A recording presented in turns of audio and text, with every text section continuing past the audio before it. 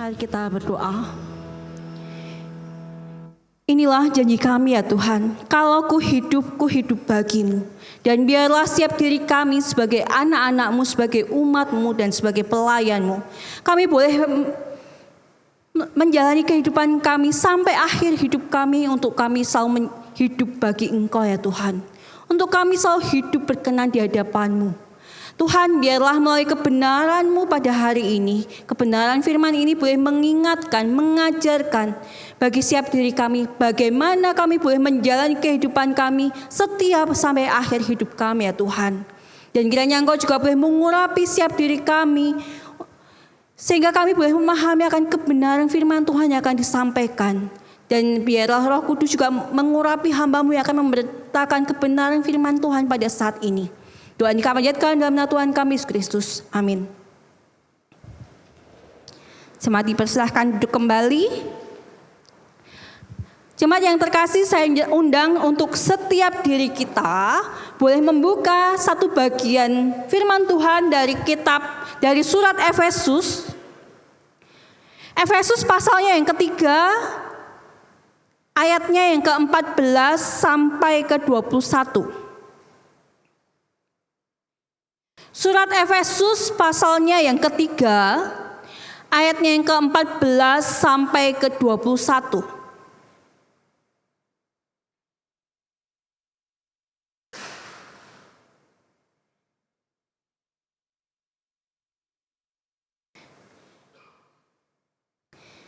Saya undang untuk siap diri kita boleh membacanya secara bergiliran. Saya ayatnya yang genap, dan Bapak Ibu saudara-saudari semua ayatnya yang ganjil.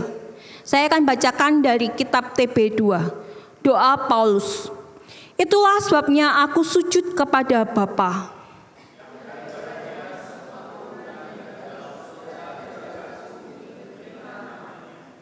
Aku berdoa supaya Ia menurut kekayaan kemuliaannya menguatkan kamu dengan kuasa melalui Roh-Nya di dalam batinmu.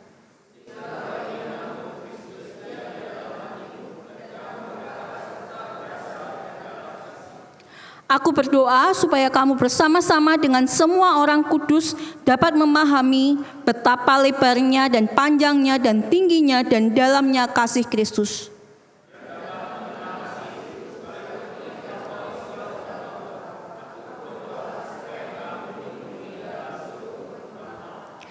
Bagi Dia yang dapat melakukan jauh lebih banyak daripada yang kita doakan atau pikirkan, seperti yang ternyata dari kuasa yang bekerja di dalam kita.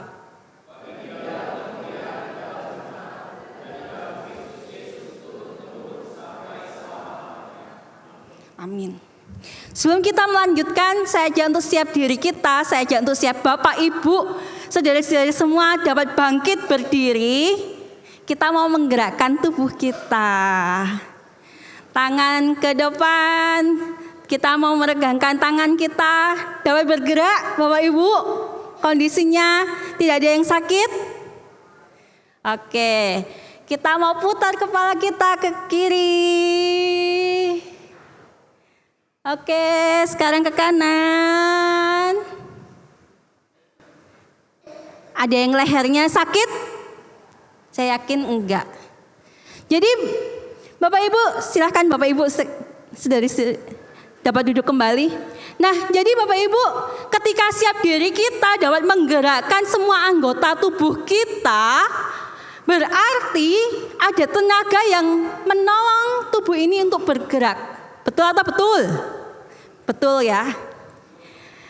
Nah, ketika kita melihat bahwa tubuh kita dapat bergerak, dapat berfungsi dengan baik, kita boleh melihat bahwa Allah kita menciptakan tubuh kita dengan sangat indahnya, dengan sangat megahnya, dan tubuh kita adalah mahakaryanya Allah.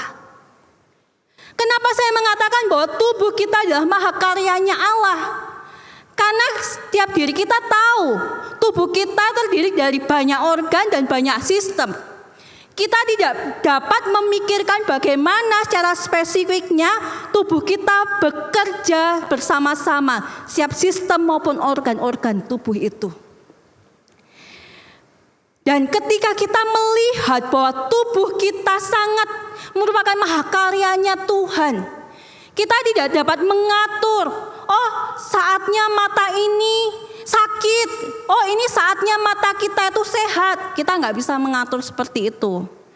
Kita tidak dapat mengatur, oh kapan air mata kita itu dapat keluar. Karena Tuhan sudah membuat sistem, yaitu ketika kita berkedip, maka di momen itu air mata kita itu akan membasahi bola mata kita. Atau ketika siap diri kita makan, itu Tuhan sudah menciptakan semua sistemnya. Makanan itu masuk ke mulut, dikunyah, masuk ke tubuh kita, dan dengan berbagai macam prosesnya sampai pada akhirnya semua nutrisi-nutrisi itu didistribusikan di seluruh organ tubuh kita. Betul atau betul? Nanti mohon kesediaan dari para dokter untuk mengoreksi kalau ada yang salah ya. Tapi seingat saya ketika saya belajar IPA seperti itu. Jadi Bapak Ibu saudara-saudari semua, ketika kita melihat tubuh kita yang sangat kompleks ini adalah mahakaryanya Tuhan. Di momen yang sama Tuhan tidak hanya menciptakan tubuh fisik kita sebagai mahakaryanya Tuhan. Tuhan menciptakan bahwa ketika tubuh kita sebagai mahakarya, bukan hanya Tuhan membuat sistem ini bekerja dengan baik, tubuh kita juga membutuhkan hal-hal yang dari luar. Tubuh kita membutuhkan makanan, minuman, oksigen, dan tubuh kita butuh bergerak.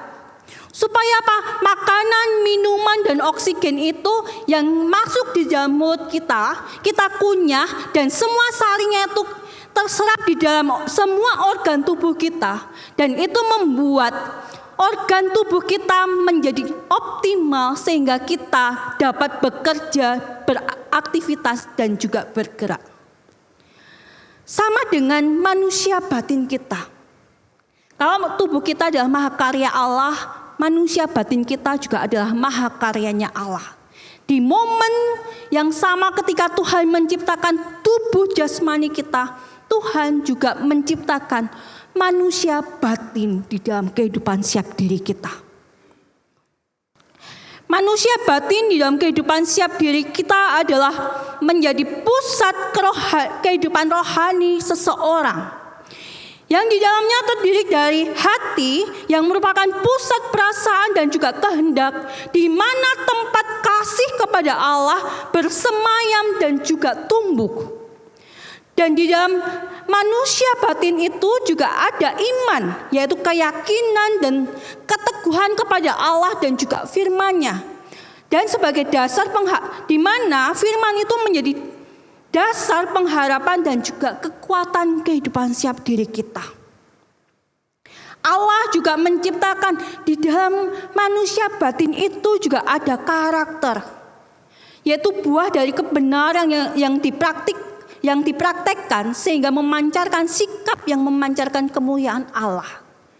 Nah, karakter ini di dalam manusia batin kita seharusnya tercermin di dalam kesabaran kita, kepengendalian diri kita, kemurahan hati kita, belas kasih kita, dan masih banyak hal lainnya lagi. Dan yang pasti, ketika kita membicarakan tentang manusia batin, kita membicarakan di dalamnya adalah hubungan pribadi kita dengan Allah.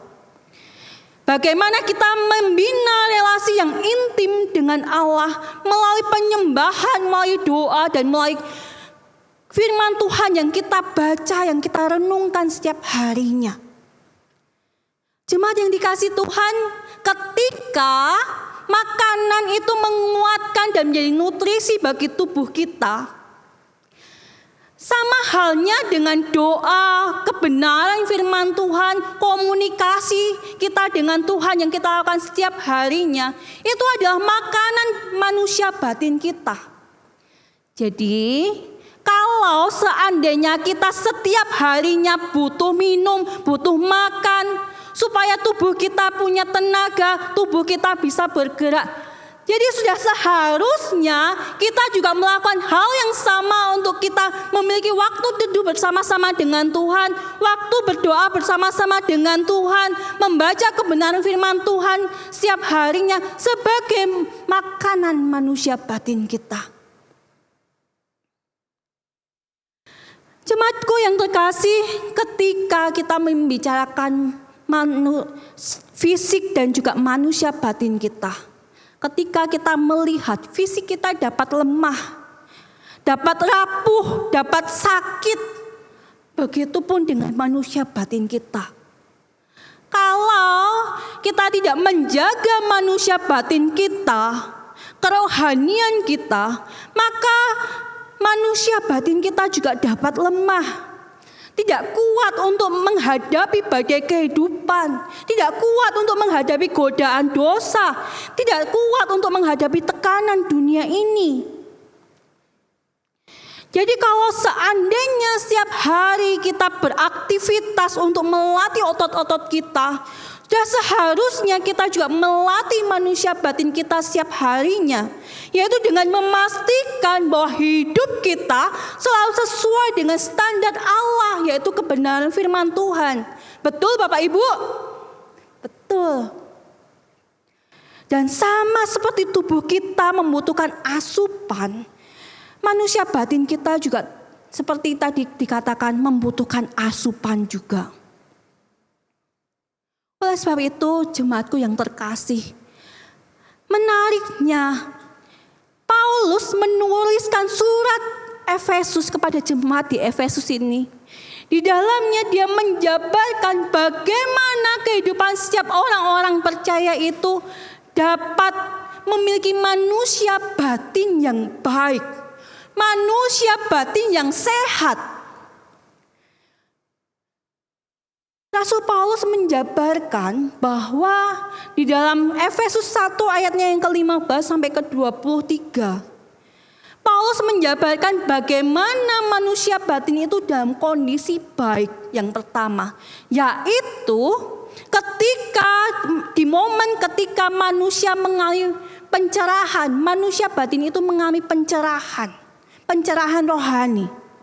Maksudnya adalah ketika Roh Kudus menyingkapkan pemahaman di dalam kehidupan setiap diri kita, firman Tuhan yang kita baca, firman Tuhan yang kita dengarkan, firman Tuhan yang kita renungkan itu oleh Roh Kudus disingkapkan, dibukakan, sehingga itu menjadi pemahaman, menjadi keyakinan di dalam kehidupan setiap diri kita.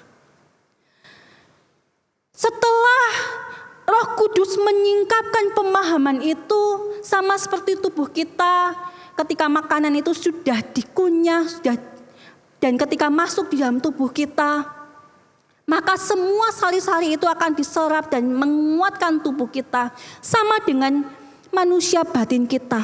Ketika firman Tuhan itu sudah kita pahami, sudah dicerna atas bantuan Roh Kudus itu, maka firman Tuhan itu akan menguatkan manusia batin kita.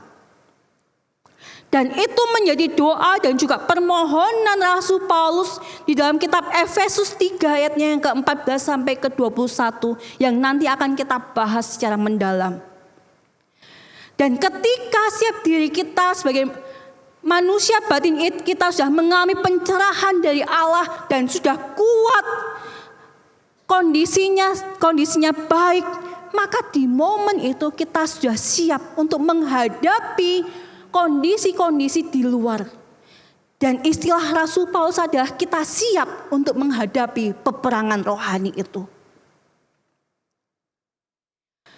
Jemaatku yang terkasih, hari ini melalui doa Rasul Paulus di dalam Efesus 3 ayatnya yang ke-14 sampai 21, ayatnya yang 14 sampai 21 ini, kita akan belajar bagaimana supaya orang percaya memiliki manusia batiniah atau spiritualitas yang kuat. Termasuk siap diri kita sebagai pelayan Tuhan, jemaat maupun sebagai orang-orang percaya. Bagaimana caranya agar harapan dan doa Rasul Paulus ini juga dapat terjadi di dalam kehidupan setiap diri kita. Sehingga setiap diri kita memiliki manusia batin yang kuat.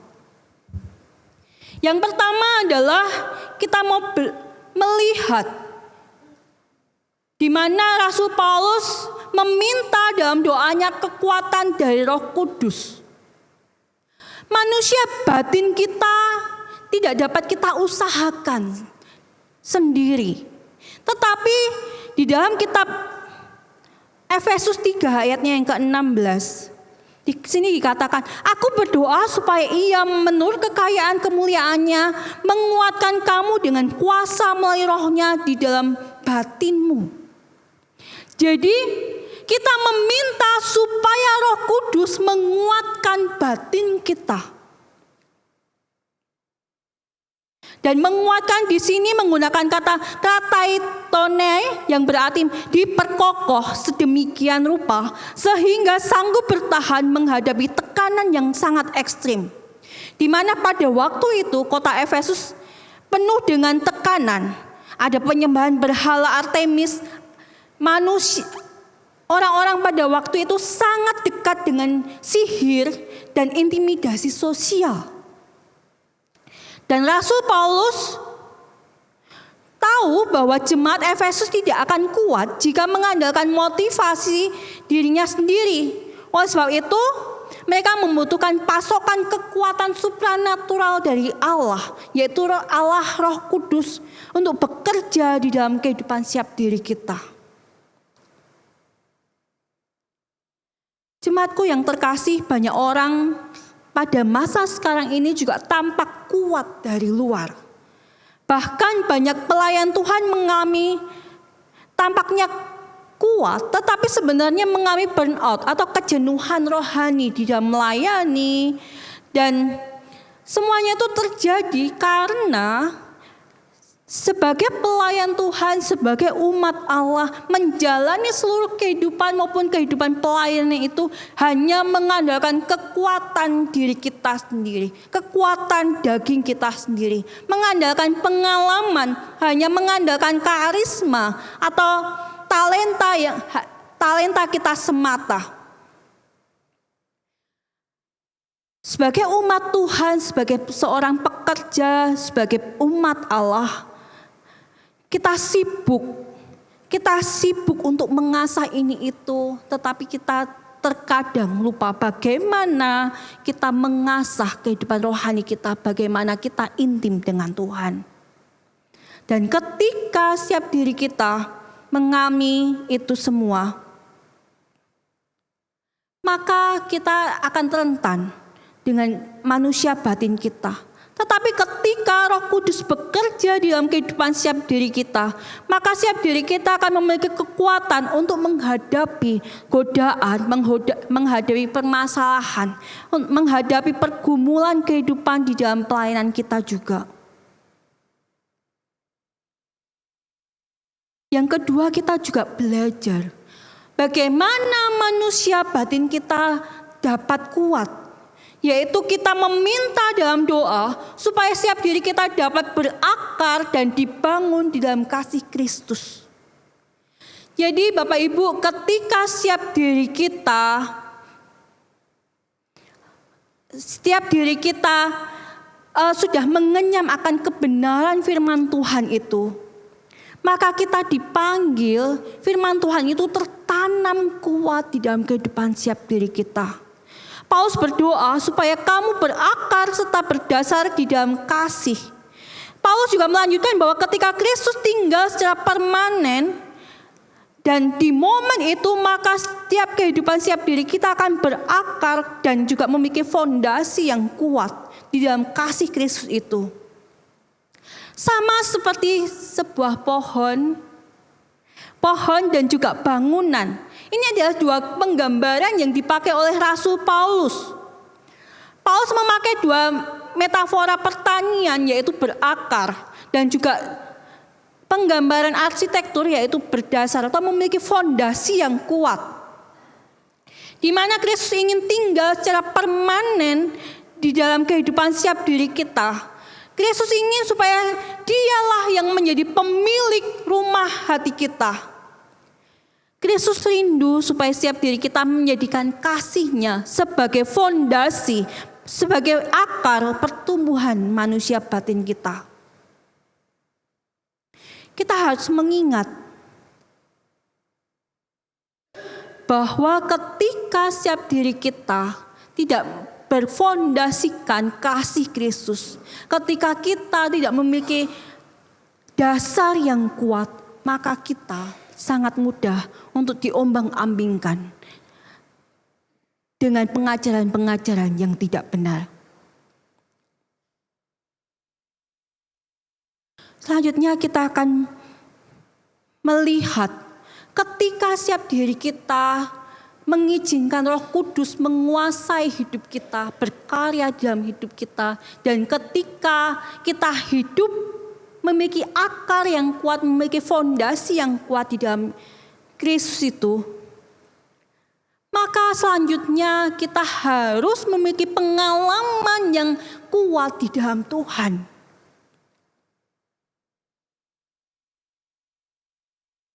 Manusia batin kita akan semakin kuat dengan bertambahnya pengenalan dan juga pengalaman merasakan kasih Allah itu di dalam kehidupan setiap diri kita.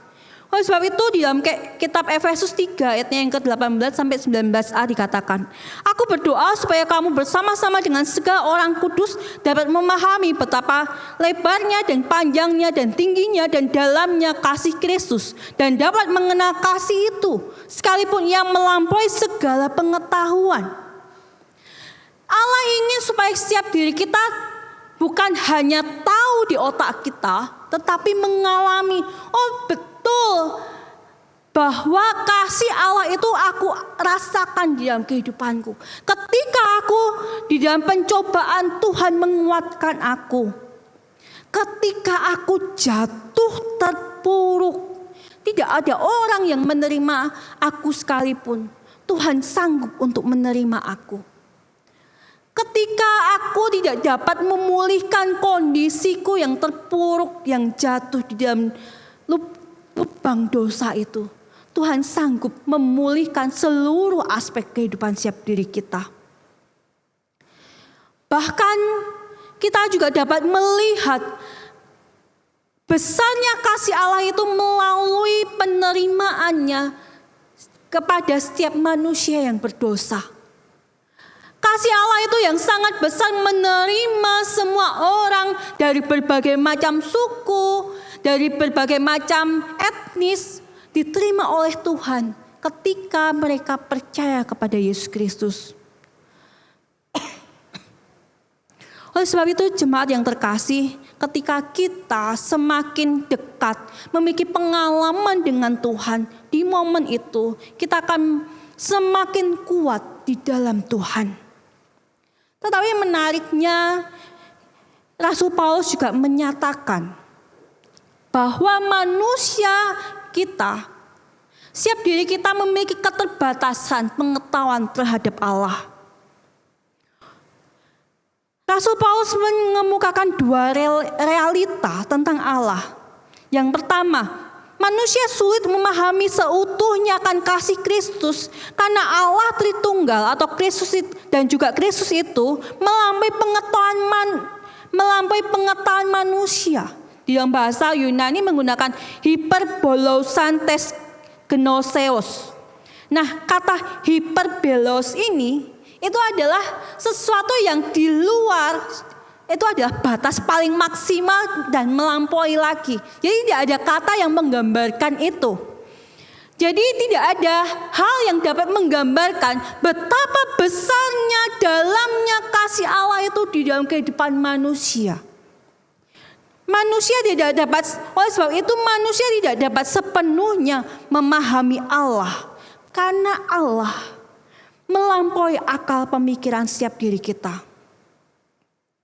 Dan yang kedua yang harus kita sadari adalah Allah sanggup melakukan segala sesuatu melebihi apa yang kita harapkan dan apa yang kita pikirkan.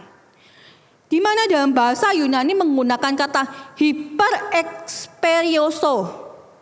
Jadi melampaui apa yang kita harapkan. Menunjukkan bahwa kuasa Allah melampaui segala sesuatu, kemampuan kita dan segala sesuatu yang kita harapkan itu. Allah tidak hanya mendengar doa umatnya, tetapi Allah mampu mengerjakan lebih dari apa yang kita harapkan. Karena kuasa Allah tidak dapat dibatasi dengan keterbatasan manusia. Selanjutnya adalah ketika siap diri kita dikuatkan di dalam Tuhan, maka sudah seharusnya kita mendedikasikan hidup kita supaya hidup kita dipenuhi oleh Allah. Dan hidup kita untuk memuliakan Allah. Paulus menutup doanya dengan klimaks yang indah, di mana dia mengatakan supaya kamu dipenuhi di dalam seluruh kepenuhan Allah, dan puncaknya adalah baginya lah kemuliaan di dalam jemaat dan di dalam Kristus Yesus itu. Pada saat Roh Kudus telah menguatkan manusia batiniah kita dan umat Allah hidup berakar dan berdasar dalam Kristus, maka tujuan akhirnya adalah supaya setiap diri kita sebagai umat Tuhan dipenuhi Allah dan dapat memuliakan Allah.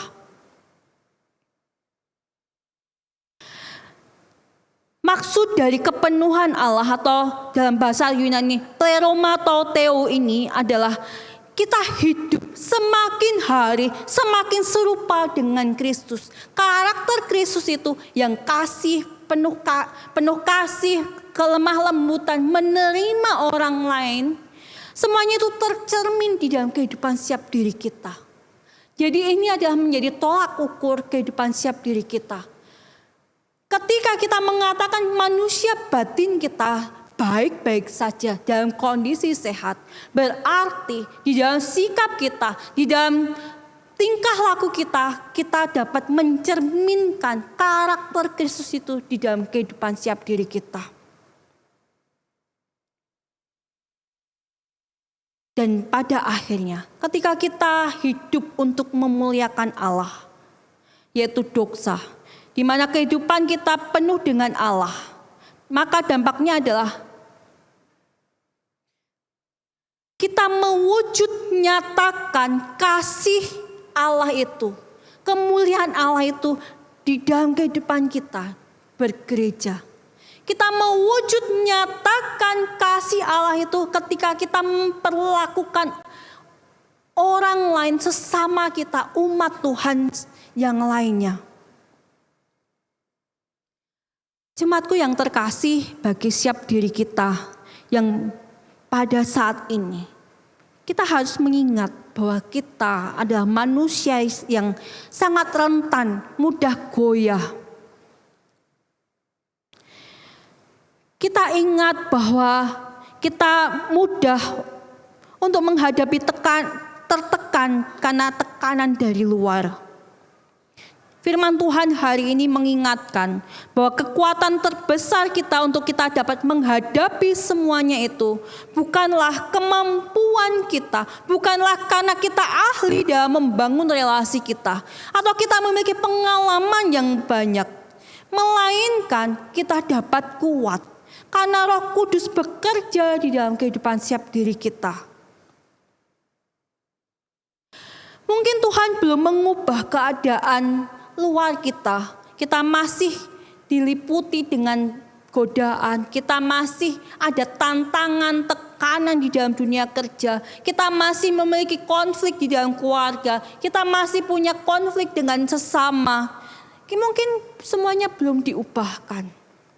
Tetapi di momen itu ketika kita memiliki relasi dengan Tuhan, Tuhan menunjukkan hikmat, apa yang harus kita lakukan.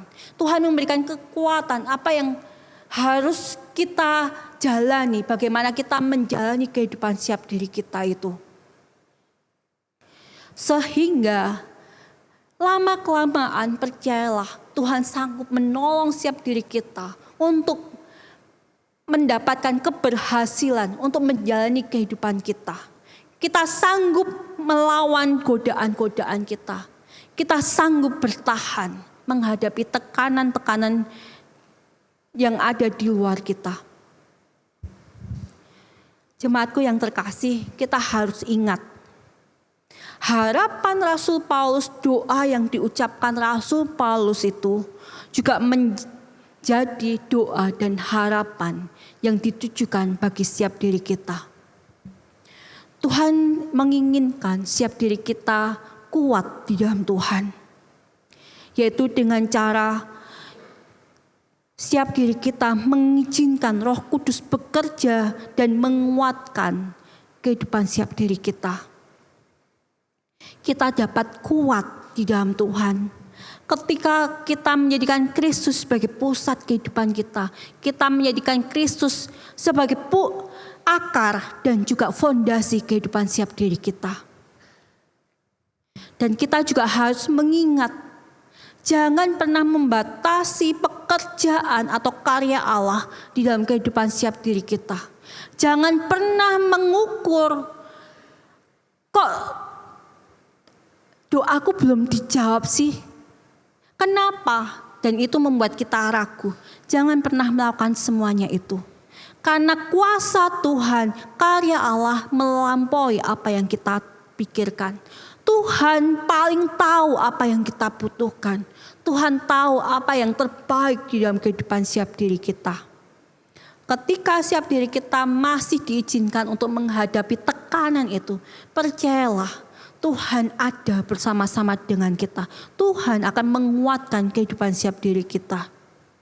Dan yang terakhir, kita harus mengingat hidup kita bukanlah untuk memuliakan diri kita sendiri, tetapi kita dipanggil untuk memuliakan Allah melalui kita mengasihi sesama kita.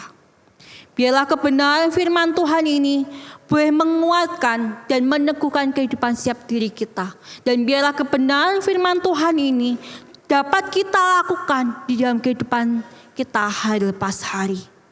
Mari kita berdoa.